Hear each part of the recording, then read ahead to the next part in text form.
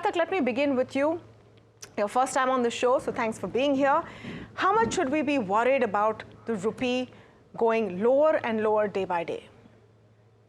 Like they say, it always depends on which side you're really on. But there are broadly two reasons. There are external reasons, where it's of course, as you mentioned, because of the U.S. and the U.S. policies that people are looking forward to as Trump comes to the office on the 20th of Jan.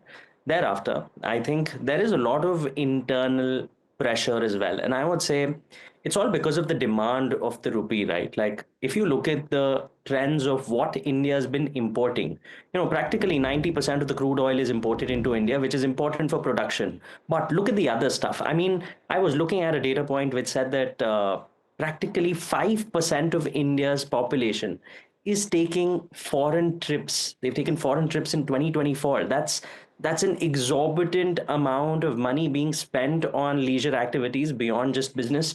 Look at the fact that in November, import data, the imports from Switzerland are rising rapidly. And I see it's the increase of importing a lot of jewelry and luxury items.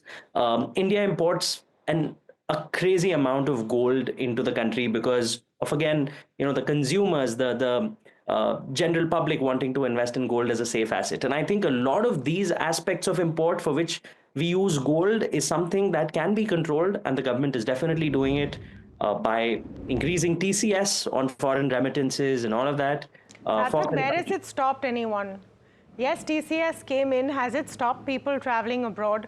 Should we be trying to stop people traveling abroad to control the rupee? Should we ask people to not buy more gold jewelry? Because then, when I speak to companies who are in those businesses, they're banking on the wedding season. See, like I said, it's always good for people to be global because that's how business also grows.